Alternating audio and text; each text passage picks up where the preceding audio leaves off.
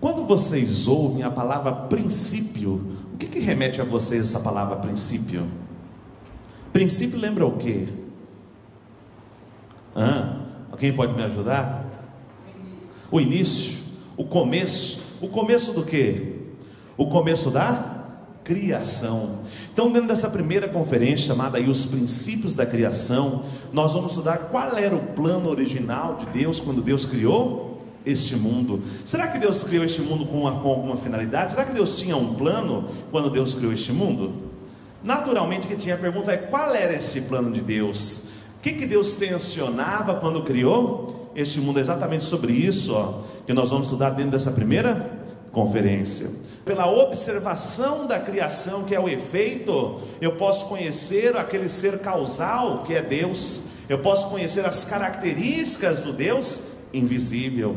Quem nos revela isso? O apóstolo Paulo, lá na carta aos Romanos, capítulo 1:20. Olha só o que Paulo diz: porque os atributos invisíveis de Deus, assim como seu eterno poder e divindade, claramente se reconhecem desde o princípio do mundo, sendo percebido por meio das coisas que foram criadas. Olha o que Paulo está falando. Você quer conhecer os atributos invisíveis de Deus? Observe as coisas que foram criadas. Por que observe as coisas que foram criadas? Porque Deus manifestou os seus atributos invisíveis aonde?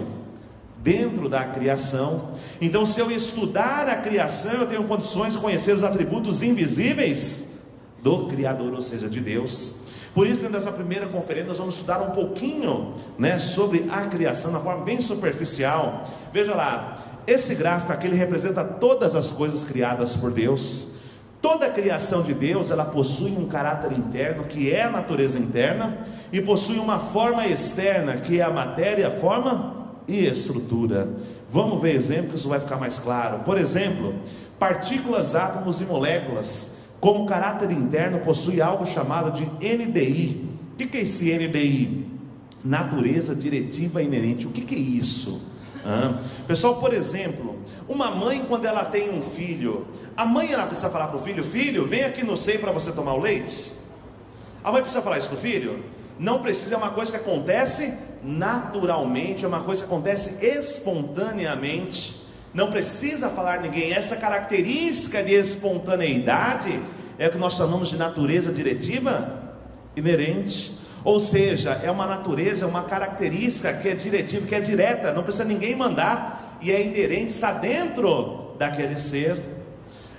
As partículas naturalmente se juntam para formar os átomos. Os átomos naturalmente se juntam para formar e assim para formar todos os seres. Por isso, como caráter interno, eles possuem algo chamado de natureza diretiva inerente.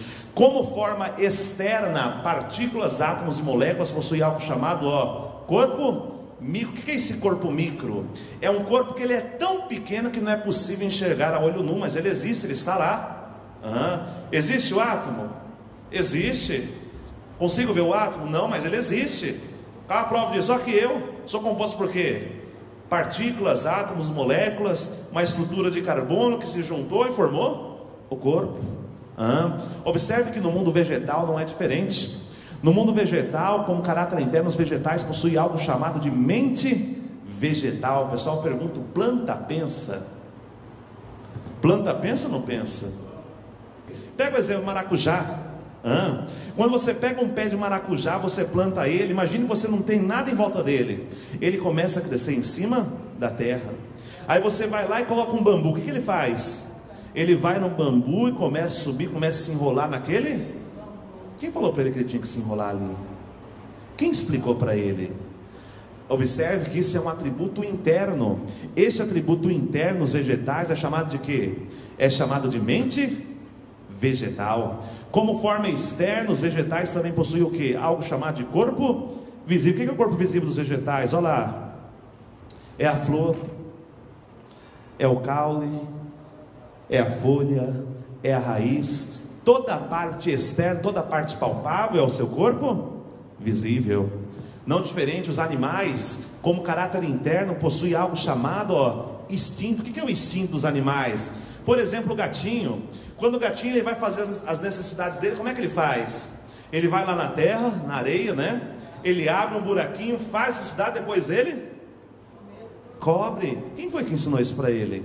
Uma coisa também que é natural, uma coisa que é também espontânea. Essa espontaneidade no mundo animal é chamada de quê? De instinto. Como caráter interno, os animais também possuem o quê? Um corpo visível. Olha que interessante, pessoal.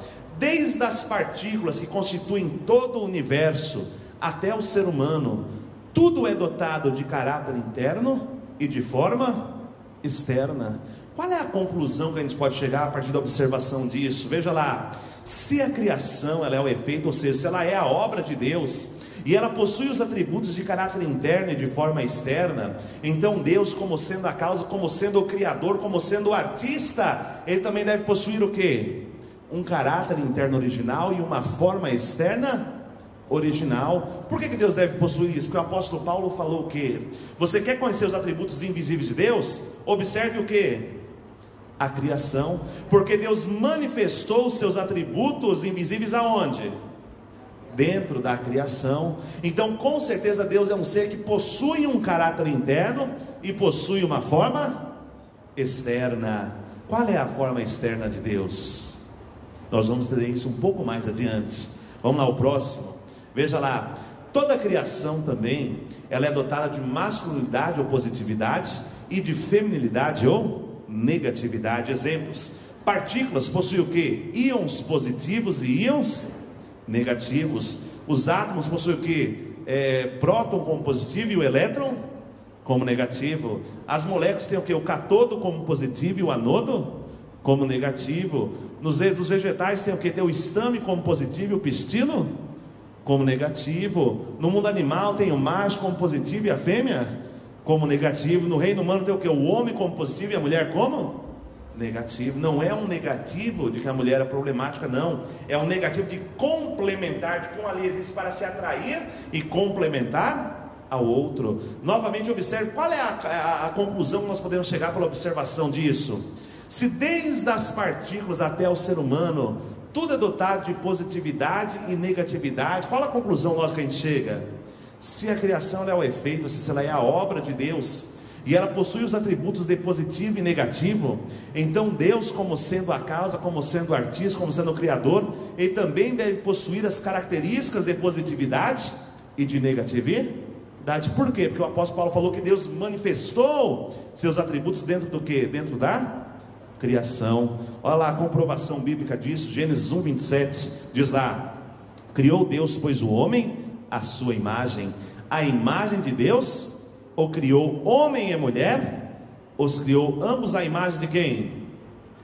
A imagem de Deus, como positivo e negativo, macho, fêmea, estame, pistilo, cátodo e anodo, próton, elétron, assim por diante. Todos à imagem de Deus. Ou seja, Deus é um Deus de características duais. Deus é um Deus que possui um caráter interno, possui uma forma externa, possui a característica de positividade, possui a característica de negatividade inerentes a Ele próprio.